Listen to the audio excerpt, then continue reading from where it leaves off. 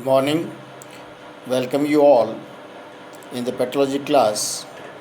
Today we are going to discuss metamorphic phases, metamorphism and plate tectonics. Means the relationship between metamorphic phases, metamorphism and will correlate with plate tectonics.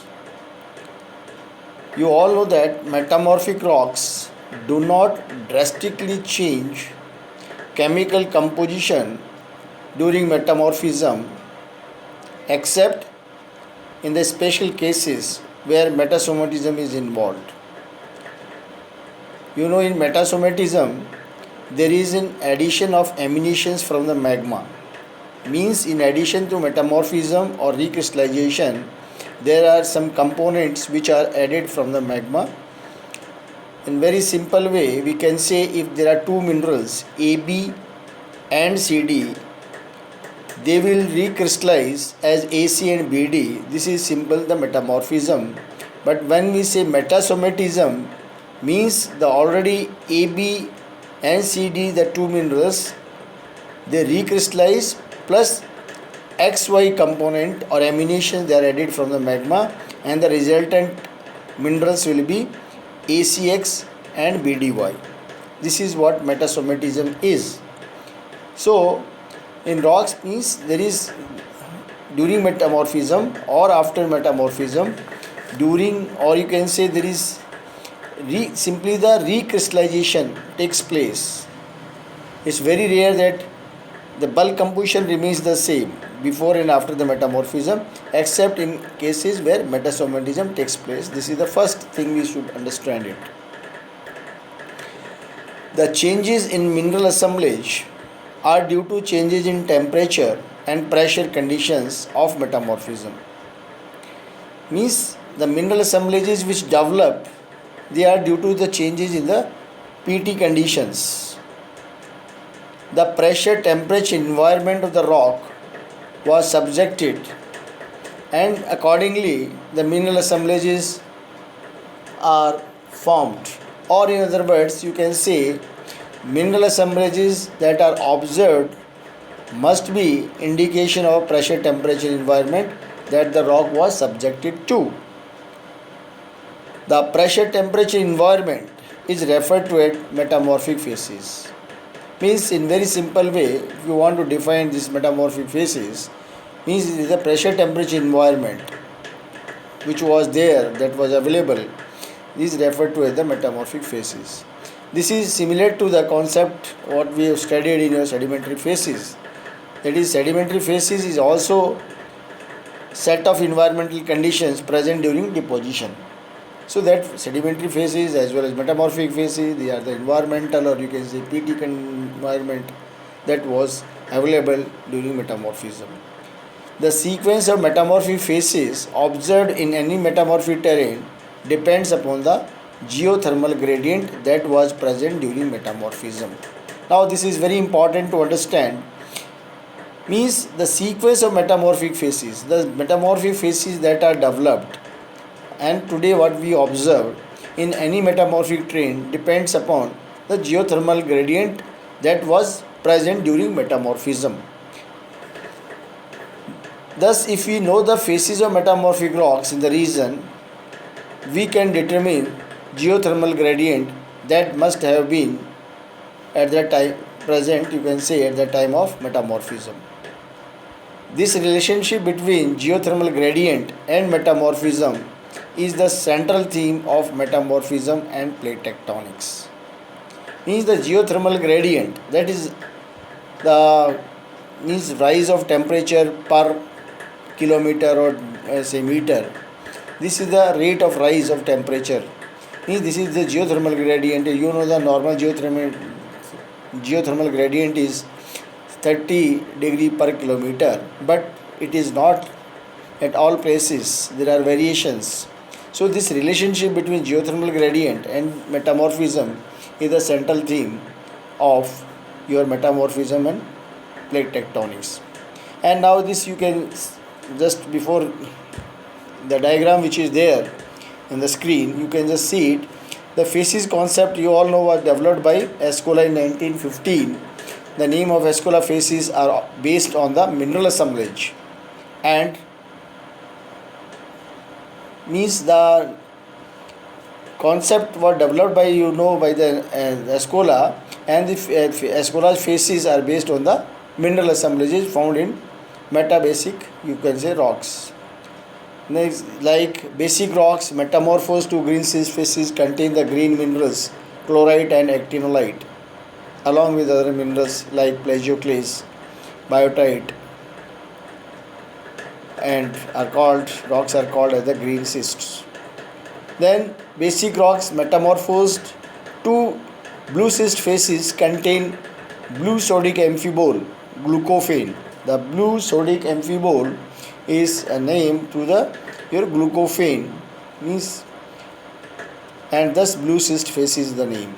Similarly, the basic rocks metamorphosed to amphibolite facies are amphibolites containing mostly hornblende and plagioclases. What they contain is the hornblende and the plagioclases. Basic rocks metamorphosed to eglogite facies are eglogites and contain the green sodic pyroxenes called omphacite and garnet. So these the names of the facies.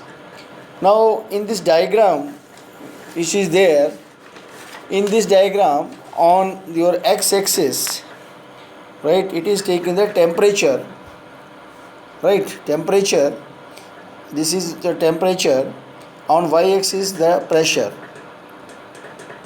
Now the various geothermal gradients, the marked as A,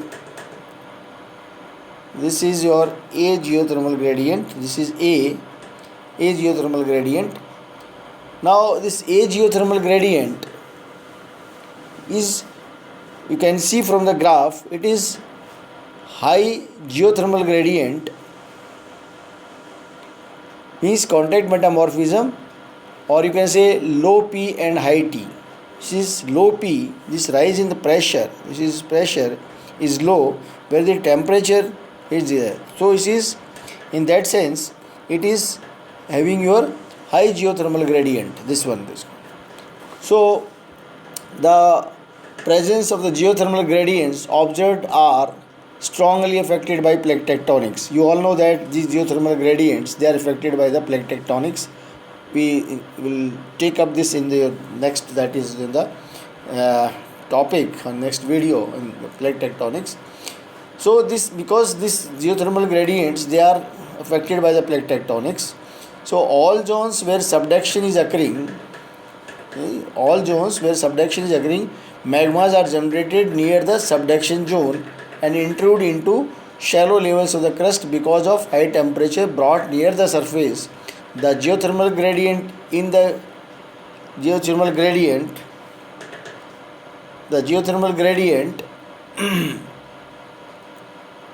is in the regions because of high, and geothermal gradient in these rocks regions become high and may range from 50 to 60 or say even 70 degrees centigrade per kilometer, and contact metamorphism results, that is the Hornfels facies. This is the what we see, the Hornfels facies, means this is your temperature, it's having high T and low P. So this geothermal gradient which is there, this is your geothermal gradient. This geothermal gradient is represented by your curve A, where we have just said that the temperature or just geothermal gradient is from 50 to 70 degrees centigrade per kilometer. Right. Now the second one, this is your, because of the compression occurring along the subduction margin, the oceanic crust moves towards the volcanic arc. Rocks may be pushed down to depth along either a normal or slightly higher than normal geothermal gradient. In these regions, we will expect green schist and amphibolite facies. Green schist and amphibolite facies. Right. This is the geothermal gradient. This, you can say, the geothermal gradient results in metamorphism into blue schist and euglogite facies.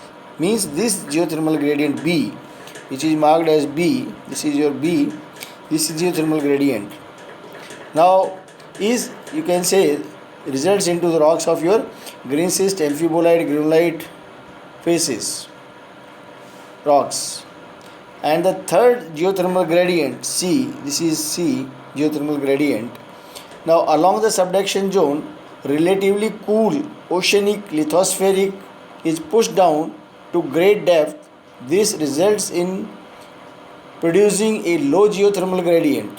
Means geothermal gradient is low. Just you can see the temperature, this geothermal gradient, right? So this geothermal gradient is low, and rocks results in this metamorphism due to blue schist, or you can say this leads to, or you can say that this low geothermal gradient results in metamorphism into blue schist and euglogite facies. So this is this geothermal gradient C, which is there in this, the rocks, the blue schist and your rocks euglogites, they results in geothermal gradient B. In this is your blue schist, your green schist, amphibolite and granulite facies results, and in geothermal gradient A, this is because of the contact metamorphism, and your rocks like hornfels facies results. So the geothermal gradient, this is the relationship between the facies and the metamorphism, and naturally the geothermal gradient, they are related to plate tectonics. So we have discussed these three geothermal gradients relating, or they are related to the plate tectonics or the plate movements, and hence these facies, they are related to the plate movements. I think though it is little bit, means main thing is that you have to, you can say, develop a concept of metamorphic facies with geothermal gradient. Now this geothermal gradient as such means the locations of these three geothermal gradients, they are in reference to your plate tectonics, right? Now A, B and C, these three geothermal gradients, in the A geothermal gradient, hornfels facies develops. This is having high T, this is having high T and low P, understand? Now this B is having your, I can say, slightly higher than normal geothermal gradient. In these regions we accept the green schist facies, amphibolite facies and your granulite facies.